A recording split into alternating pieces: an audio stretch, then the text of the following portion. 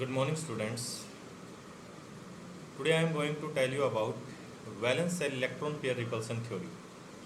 Valence shell electron pair repulsion theory होती क्या है, क्या कारण था ये थ्योरी आई? तो एक्चुअलिटी में अगर हम सिंपल से वे में इसकी बात करें तो हम जब भी किसी भी मॉलिक्यूल के स्ट्रक्चर की बात करते हैं तो हम जो स्ट्रक्चर देखते हैं, जो बनाते हैं डेली लाइफ में, वैसा वो स्ट्रक्चर नहीं होता है। उसके जो बॉन्ड होते हैं, उसके जो वैलेंस इलेक्ट्रॉन होते हैं, उनके बीच में एक पर्टिकुलर डिस्टेंस होता है जिसके ऊपर वो एग्जिस्ट करते हैं। तो उसके बारे में इस थ्योरी ने बताया। अगर हम इसके नाम के ऊपर ही चलें तो उसके नाम के अंदर ही इसकी एक्सप्लेनेशन है। शॉर्ट फॉर्म इसकी VSCPR होती है। VSCPR।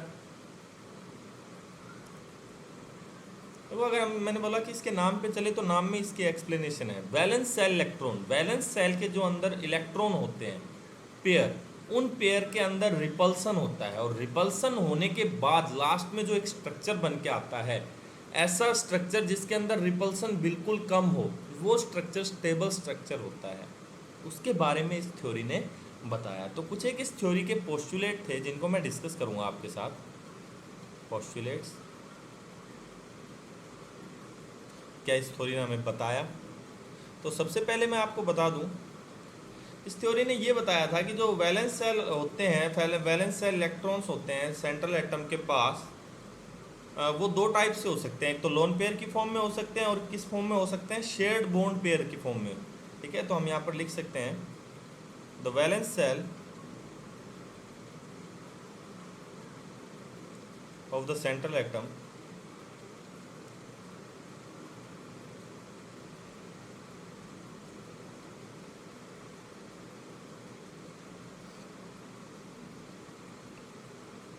contains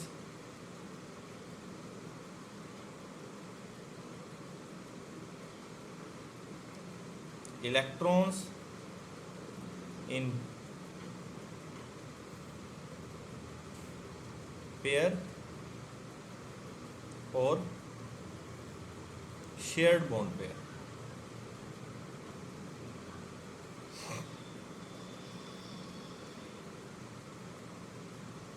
बॉन्ड पेयर इस फॉर्म में हमें इलेक्ट्रॉन्स मिलते हैं। ठीक है, दूसरी बात, जो ये इलेक्ट्रॉन्स होते हैं इनके बीच में डिस्टेंस जब रिपल्सन जब बिल्कुल मिनिमम हो जाए तो उस कंडीशन में स्ट्रक्चर आपका क्या हो जाता है, स्टेबल हो जाता है। तो यहाँ पर हम बोल सकते हैं the electron pair cloud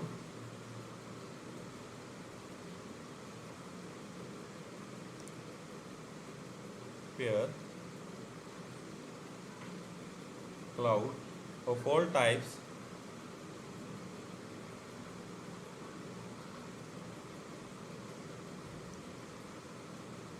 repel one another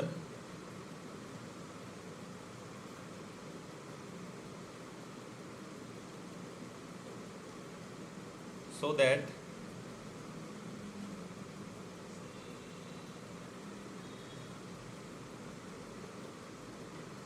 they are at certain distance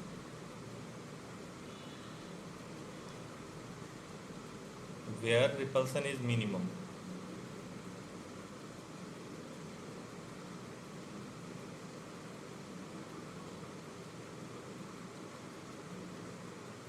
is minimum. Okay, अगर लास्ट हम पॉइंट की बात कहते हैं कि भाई किन के अंदर रिपल्सन ज़्यादा होता है, इनका क्या एक पर्टिकुलर ऑर्डर है, वो मैं आपको बता देता हूँ। The order of repulsion is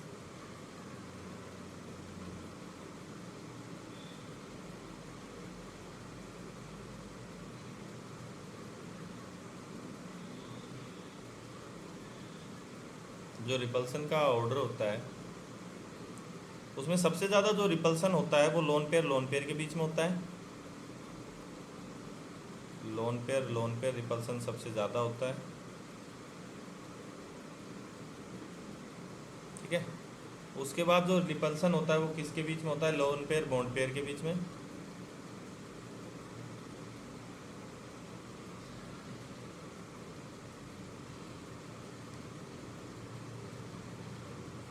और जो सबसे कम रिपल्सन होता है वो होता है बॉन्ड पेयर के बीच में।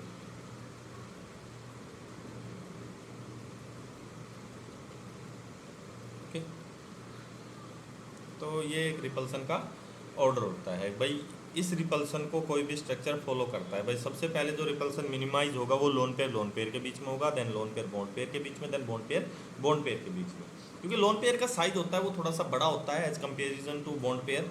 ज़्यादा साइज होने की वजह से दूर तक जगह घेरता है और दूसरे लोन पेयर के साथ रिपल्सन भी क्या करता है, ज़्यादा काज करता है। ठीक है, तो ये बात थी रिपल्सन के ऑर्डर की और ये बताया था VSCPR थ्योरी ने। फिर से बता देता हूँ, valence shell electron pair repulsion theory का ये कहना था कि जो भी स्ट्रक्चर होता है मॉलिक्यूल का, उसके अंदर जो बॉन्ड पेयर होती है या लोन पेयर होते हैं उनके बीच में रिपल्सन को वो मिनिमम रखने की कोशिश करता है, तभी वो स्ट्रक्चर क्या होता है, स्टेबल। अगर वो रिपल्सन ज़्यादा होगा तो वो स्टेबल मॉलिक्यूल होगा ही नहीं। ठीक है ना, क्योंकि उसके अंदर रिपल्सन होता रहेगा और वो स्टेबिलिटी को गेन नहीं कर पाएगा। तो कोई भी चीज़ हो स्टेबल जब ही होती है जब उसके अंदर रिपल्सन क्या हो, कम हो। हम इस चीज़ को डेली लाइफ में भी दे सकते हैं कि हमारे बीच में अगर कोई रिपल्सन नहीं है तो हम सक्सेस गेन कर सकते हैं, पर रिपल्सन है, धक्के मारने वाले ज़्यादा लगे हुए हैं तो आप उस रिपल्सन की वजह से कहीं ना कहीं रुक जाते हैं। ठीक है, तो आप वहाँ पर क्या कोशिश करते हैं, स्टेबिलिटी गेन करने की, ऐसे इंसानों से दूर होने की कोशिश करते हैं। तो वही चीज़ यहाँ पर होती है। तो रिपल्सन यहाँ पर क्या करते हैं, सबसे पहले कम करने की कोशिश की जाती है। कोई भी मॉलिक्यूल हो उसके अंदर रिपल्सन क्या होता है, मिनिमम होता है, तभी वो क्या होता है, स्टेबल होता है। ठीक है, तो अब मैं कुछ एक स्ट्रक्चर आपको बना के दिखाऊंगा जिनके अंदर लोन पेयर नहीं है। स्ट्रक्चर ऑफ मॉलिक्यूल,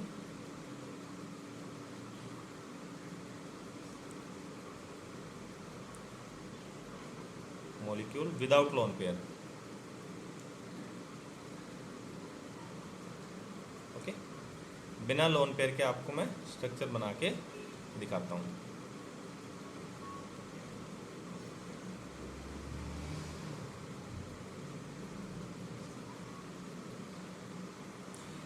तो हम सबसे पहला एग्जांपल ले रहा हूँ मैं बेरिलियम क्लोराइड का, बेरिलियम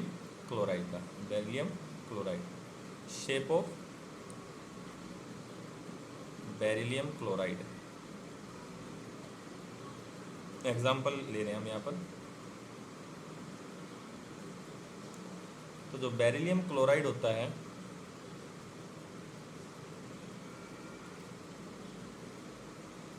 उसका फॉर्मूला होता है BeCl2। ठीक है, अब बेरिलियम जो है हमारे पास, उसके लास्ट सेल में जब हम देखेंगे, अगर वैलेंसी की बात करें तो नंबर 4 होता है। लास्ट सेल में कितने इलेक्ट्रॉन होते हैं, 2 इलेक्ट्रॉन्स होते हैं। तो बेरियम का बन जाएगा B, 2 डॉट हम लगा देंगे, 2 इसके साथ क्या जुड़ गए, क्लोरीन। तो जब क्लोरीन 2 जुड़े हैं, 2 बॉन्ड पेयर ये बना रहा है क्लोरीन के साथ, तो एक ऐसी ही कंडीशन होगी जब ये कब किस कंडीशन में स्टेबल होगा, जब ये दोनों के दोनों बॉन्ड पेयर 180 डिग्री में है। इससे अच्छी कंडीशन तो होने वाली है ही नहीं। तो इस केस के अंदर ये बिल्कुल स्टेबल है स्ट्रक्चर 180 डिग्री। तो यहाँ पर बोल सकते हैं ये बिल्कुल आपका क्या है, स्टेबल है। और जो ये आपको दिखाई दे रहा है ये स्ट्रक्चर कुछ ऐसा दिखाई दे रहा होगा। ये मान लीजिए आपका बेरिलियम है और ये आपका क्लोरीन है और इस साइड भी आपका क्या है, क्लोरीन। कहने का मतलब लीनियर स्ट्रक्चर आपको यहाँ पर दिखाई दे रहा है। तो इस तरह से कोई भी structure according to VSCPR theory repulsion को कम करता है, तभी वो क्या होता है, स्टेबल होता है।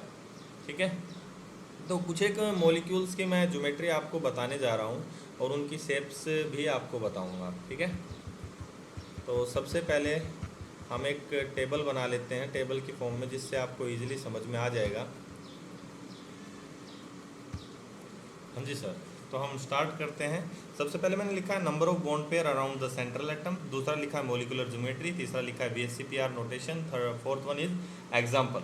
तो सबसे पहले हम देखेंगे नंबर ऑफ बॉन्ड पेयर कितने हैं। नंबर ऑफ बॉन्ड पेयर हम रखते हैं 2। कितने रखते हैं, 2। अगर बॉन्ड पेयर मेरे पास 2 हैं तो इस टाइप का स्ट्रक्चर आपके पास बन के आएगा। दोनों को हम 180 पे रखेंगे बॉन्ड पेयर को, तभी रिपल्सन क्या होगा, कम होगा। तो ये स्ट्रक्चर जो बन के आया है आपके पास लीनियर बन के आया है। ठीक है, और जो इसकी VSCPR नोटेशन हो जाएगी वो हो जाएगी AB2। एग्जाम्पल इस टाइप का हम बता सकते हैं, BeF2 हो जाएगा, एक BeCl2 हम अभी लेके आए हैं, BeCl2 हो जाएगा, दूसरा HgCl2, ZnCl2। ये सारे एग्जाम्पल किसके हैं, इसी टाइप के। नेक्स्ट हम बात करते हैं, अगर हमारे पास बॉन्ड पेयर जो है वो 3 है। ठीक है, अगर 3 बॉन्ड पेयर है तो कम रिपल्सन के साथ जो हमारे पास स्ट्रक्चर आने वाला है वो कुछ इस टाइप का आएगा।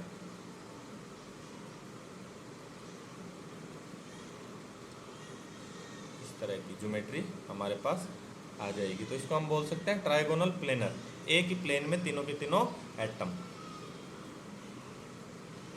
Trigonal planar. ओके, और इसकी नोटेशन हो जाएगी AB3।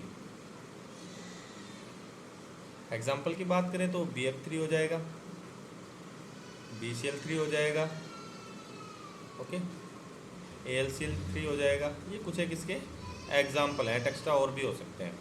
ठीक है, नेक्स्ट हम चलते हैं। अगर मान लीजिए आपके पास बॉन्ड पेयर 4 है, कितनी है 4, तो उस केस के अंदर आपके पास स्ट्रक्चर कुछ ऐसा बन जाएगा। 2 टाइप के स्ट्रक्चर बनेंगे अब उस केस में आपके पास।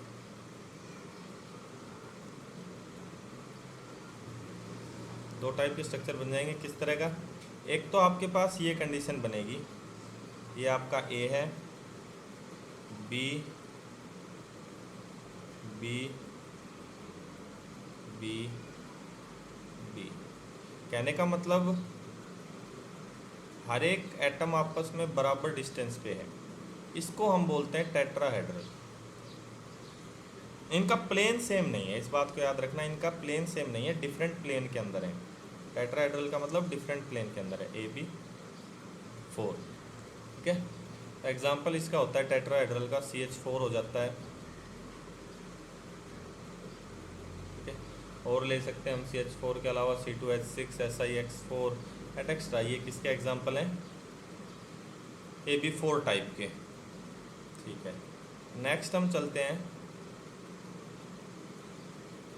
अगर AB4 के अंदर ही दूसरी टाइप है हमारे पास A, और जो चारों बाकी एटम बच गए सेंट्रल एटम के साथ, वो सारे के सारे एक ही प्लेन के अंदर, आपके बार प्लेन क्या है? सेम है। तो ये भी टाइप तो AB4 ही बनी है। इसको बोलते हैं हम स्क्वायर प्लेनर, स्क्वायर प्लेनर। ऐसे ज्योमेट्री को स्क्वायर प्लेनर नाम दिया गया है। एग्जाम्पल की भी बात कर सकते हैं हम यहाँ पर। इसका एग्जाम्पल क्या क्या होगा वो मैं आपको बता देता हूँ। कोऑर्डिनेशन कंपाउंड इसके एग्जाम्पल होते हैं NiCN4 पूरे के ऊपर 2 नेगेटिव। ठीक है ना, ये कोऑर्डिनेशन कंपाउंड्स हैं, ये इसके क्या हो जाएंगे? एग्जाम्पल। ऐसे ही अब हम देखेंगे 5 के लिए। भाई हम 5 के लिए क्या यूज़ करेंगे, 6 के लिए क्या यूज़ करेंगे।